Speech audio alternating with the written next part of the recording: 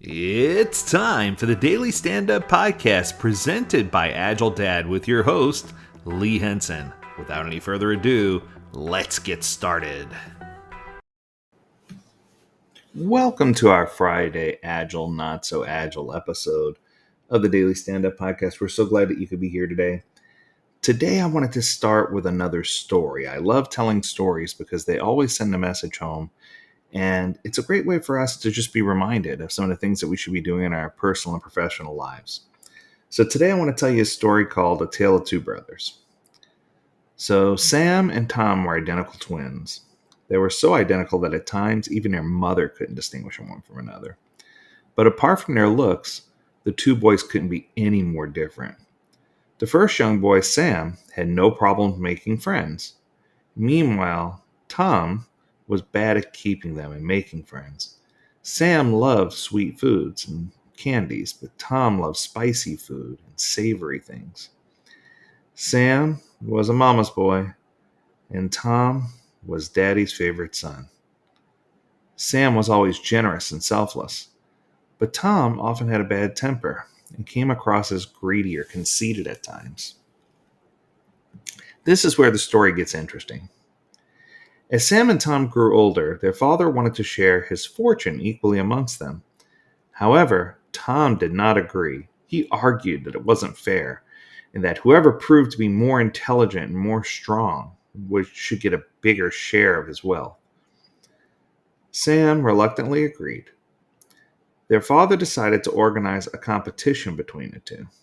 He asked the two sons at sunrise to walk as long as they could and to be sure to return home by sunset. The wealth would be divided in proportions to the distance that they covered. As a rule for the competition, neither were allowed to carry a watch or timepiece of any kind to help them keep track of time. The following morning at sunrise, Sam and Tom set out on their walk. It was a rather sunny day.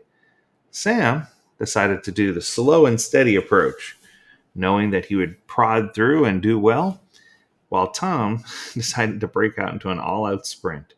He was bent on winning the race and proving that he would win a greater portion of his father's wealth.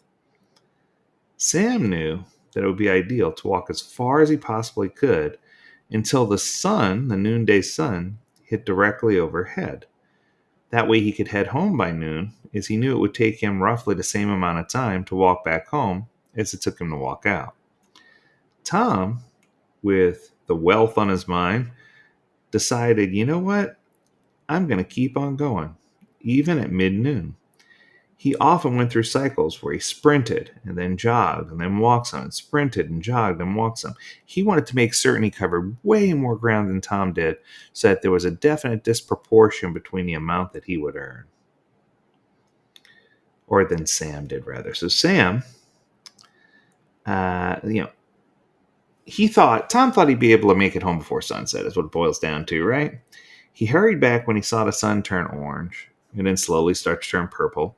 He ran as fast as he could, but there were a couple of things that he didn't take into consideration. One, after doing his run, jog, walk, he was much more tired, having been out in the sun all day, than he thought he was going to be, so he didn't have the same level of energy to make it back. Two, on his way back, he had only made it halfway back when he saw the darkness of the sun, or the brightness of the sun go away, and darkness fill the land. Darkness engulfed his path, and he had to drag his tired feet all the way back home, knowing that he made a grave error. He had lost the race because he did not make it home on time. Part of it was because of his greed, but part of it was because he didn't follow what he needed to do. So, I guess there's a few little messages that are hidden in here, right? So the first message is we each have to have work-life balance.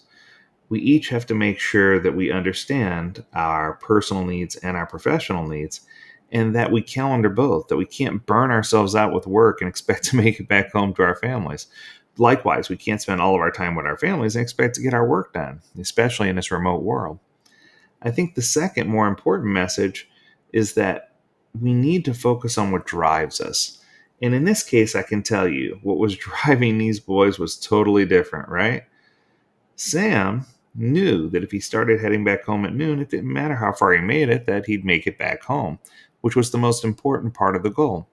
He picked the best part and focused on the best part and let the other go as whatever will be, will be. And I think that sometimes in life we don't do that. We don't take that opportunity. We take risks. Now, I'm not saying it's bad to take risks, because if anyone knows me, I believe change and risk are good, as long as you don't repeat errors if you make them.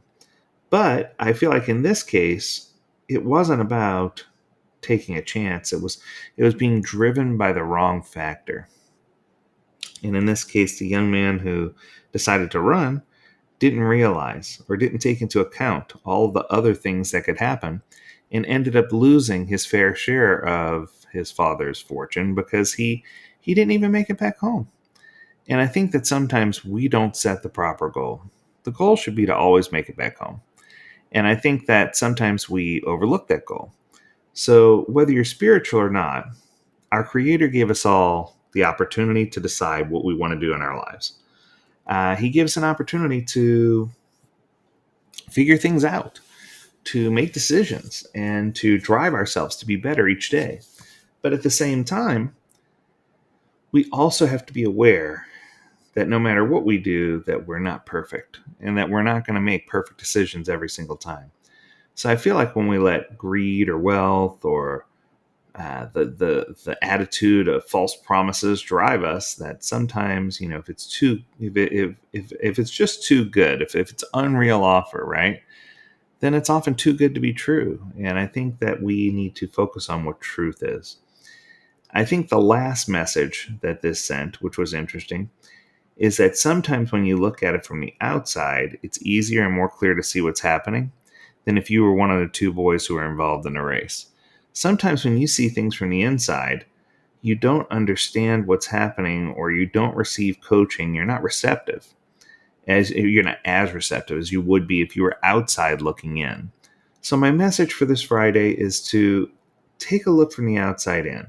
Don't be afraid to explore what makes you you, but make sure you're driven by the right factors. And if you're driven by the right factors and doing the right thing and giving credit where it belongs, you'll always end up winning a race. So I hope you have an amazing weekend, and I look forward to seeing you on Monday for another episode of the Daily Stand-Up. Until then, stay healthy, stay well, and stay agile, my friends. Do take care.